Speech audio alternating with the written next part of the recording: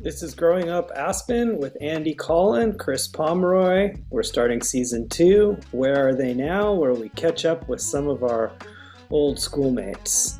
Today we're here with Missy Brinkman Greis. How did you end up in Salt Lake? Yeah, that was Yeah. So I got my degree in exercise physiology, and I ended up getting a job in clinical research at the Stedman Hawkins Clinic in Vail. And, you know, we all said Vail is a 4-letter word. Like, whoever thought you would live in Vail? It was a block. You could name 100 cities up until that point. Where are you going to live? And that would have been at the very bottom, right? So I got a job, which was awesome, at Stedman Hawkins Clinic, and I worked in clinical research, and I did that for about 3 months. And you guys, this was before, I mean, we didn't have email. Yeah. The only like mobile phones were in the console of cars. Right. Like right. Dr. Stedman and Dr. Hawkins each had one of those. I didn't have a cell phone. Right. I mean, I didn't have it, you know. Fax was a really big deal, and FedEx overnight was like high tech, right? Yeah. You could get like a medical record overnight to someone. Yeah. Insane, right? So I did that for about 3 or 4 months, and I got hired by Dr. Stedman and not by Dr. Hawkins. I was working only on knee research, and Hawk was the shoulder guy. So I'm walking down the hall one day, and Dr. Hawkins says, "Hey, pal, come in my office." And I'm like, I'm getting canned.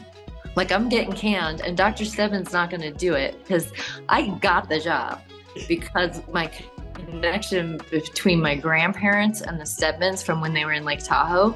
I mean, it was total nepotism, right? I had a BS in kinesiology, and I got a job in clinical research at the Stedman Hawkins Clinic. And so I was like, okay, I'm getting canned. Like, woo, like, what am I going to do? You know? And I go, he shuts the door. Now think about this. A 50-year-old man shuts the door to his office, and a 21-year-old is in the, like, none of this happens anymore, right? Yeah. And he says, so Kim is leaving, and Kim was their executive assistant, and she had the corner office with full glass that looked at Vail Mountain. And I had been in the back in the corner in clinical research. The Vail room. By the broom closet, Seriously. And he's like, Kim is leaving, and I was talking to Steady, and we think you should be our Kim. And I was like, well, I don't type. And he goes, you don't have to type. And they had those dictaphones with the little cassette tapes. He's like, you don't have to type anything. You just have to keep us organized.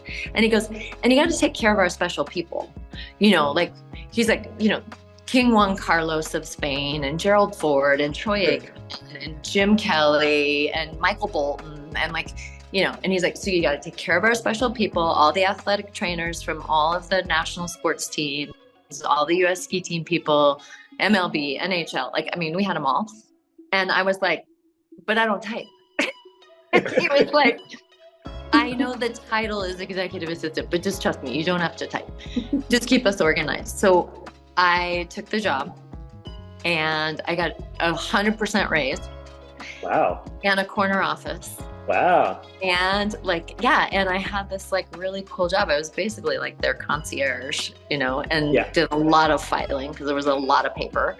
But I didn't do any of the patient work. I did all the like academic submissions and like hosting the dignitary and arranging their travel so they could go around the world and speak and do all their lecturing. And that's where I met Pat, who's my ex-husband. Oh. And so the third year, he was a fellow, and he was there for 1 year, and we met. And then he took a job back in Pittsburgh, University of Pittsburgh, where he had been a resident for 5 years. And he got back there, and really the job in Salt Lake came up really quickly for University of Utah. And he had gotten the skiing bug when he was in Vail that year, and he was like, let's go. And so we moved here in 97. And then our daughter was born in 99. We got divorced in 2002.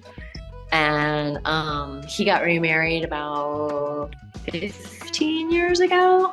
And his wife was a physician also. She's badass. I love her. She's one of my favorite people in the world. And they have a 13-year-old, 8th grade son.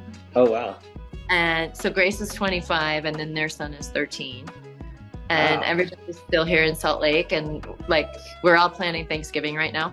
Like at their house. We always do Thanksgiving at their house. And but when we got divorced, I had already just kind of fallen in love with this city. And this city is just, I know everybody's like, ooh, Mormons. Yeah, you know, like, yeah, whatever. And then there is definitely like a Utah redness. Okay. Yeah. But Salt Lake City's not red. Yeah. Salt Lake City is blue. And because it's small. It's small. Like, I mean, like I was saying before we kind of started this, like, if you want to do a community project, if you need to talk to the mayor, it's like 1 degree of separation from any single person that you might want to meet. And it's like a small town in a lot of ways. Yeah. But so I just, I've had chances to leave and move, and I just don't do it because it's my home now. It's been that long, you know? Thanks for listening to Growing Up Aspen, a Joiners Table podcast with our classmates. We'd like to thank the Aspen Times and the Aspen Daily News for letting us include some of their materials in our book, Growing Up Aspen, Adventures of the Unsupervised. Authors would like to thank you. If you're interested, you can check out our book at twistandturnpress.com or